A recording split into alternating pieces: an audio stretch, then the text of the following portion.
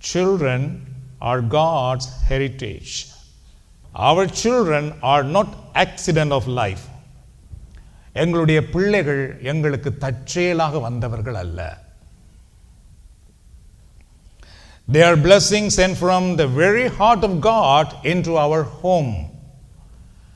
கடவுளுடைய உள்ளத்தில் இருந்து கடவுளுடைய விருப்பத்துக்கு இணங்க எங்கள் குடும்பத்துக்கு பரலோகத்திலிருந்து அனுப்பப்பட்டவர்கள் தான் எங்களுடைய பிள்ளைகள். The word of God declares in Psalms 127 verse 3 to 5, children are heritage from the Lord, the fruit of the womb are revered.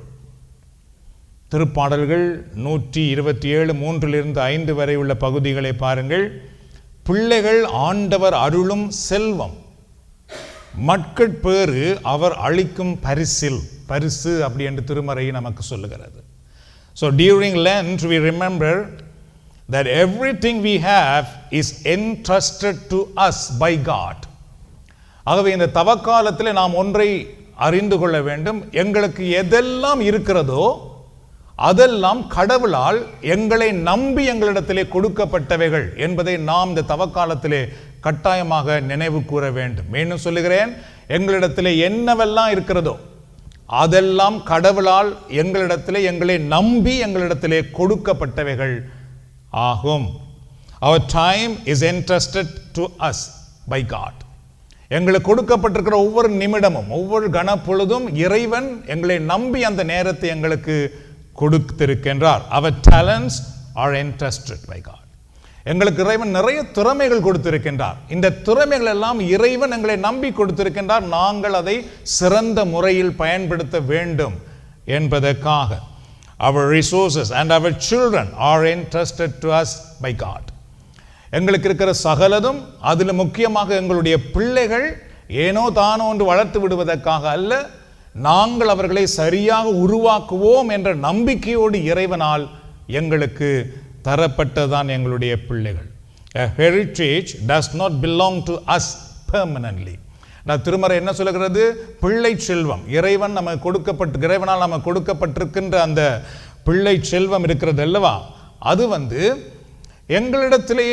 எங்களிடத்திலேயே அதை அதாவது பெர்மனண்டாக தொடர்ச்சியாக எங்களிடத்தில் அப்படியே எங்களோட இருப்பதற்காக அவைகள் தரப்படவில்லை. அவைகள் மீண்டும் சரியான முறையிலே உருவாக்கப்பட்டு கொடுக்கப்படுவதற்காக எங்களிடத்திலே தரப்பட்டதாகும். It is entrusted to us for faithful stewardship. அதாவது அந்த பிள்ளைகளை நாங்கள் சரியாக மேற்பார்வை பார்ப்பதற்காக எங்களிடத்திலே கொடுக்கப்பட்டிருக்கிறது. அதான் உண்மை. என்றால் பல முறை கிறிஸ்தவர்களாக எங்களுக்கு குடும்பம் என்றால் என்ன, பிள்ளைகள் ஏன் தரப்பட்டிருக்கிறது, கணவர் என்றால் யார், மனைவி என்றால் யார், தந்தை என்றால் யார், தாய் என்றால் யார் என்று நிறைய உண்மைகள் வேதாகமத்தின் அடிப்படையில் நமக்கு தெரியாமல் இருக்கிறது. அப்படி தெரியாமல் இருக்கும் பொழுது நாம் அதற்காக செபிக்கவும் மாட்டோம். அப்படி செபிக்காமல் இருக்கும் பொழுது அதற்கான உண்மையான ஆசீர்வாதத்தை நாம் பெற்றுக்கொள்ள மாட்டோம். உண்மையிலேயே பிள்ளைகள் எங்களுக்கு எதற்காக இறைவன் கொடுத்தார், இறைவன் தந்துவிட்டு என்ன பார்த்து கொண்டிருக்கின்றார் என்பதை நாம் அறியாமல் இருந்தோம் என்றால் நாம் நினைக்கிறபடி பிள்ளைகளை வளர்த்து கொண்டிருப்போம். அதனாலே பிள்ளைகளால் வர வேண்டிய ஆசீர்வாதம் நமக்கு வராது. அதை நாம் தவறான பாதையில் காட்டிவிட்டோம் என்றால் இறைவனுடைய நியாய தீர்ப்புக்குள் நாம் மாற்றப்பட்டு விடுவோம். அதனாலே நாம் முக்கியமாக இந்த தவக்காலங்களில் இது போன்ற சில உண்மைகளை அறிவதற்காகவே நாம் செபிக்க வேண்டும். கடவுள் அதை வெளிப்படுத்துகிறார் என்றால் ஆண்டவருக்கு நன்றி சொல்ல வேண்டும்.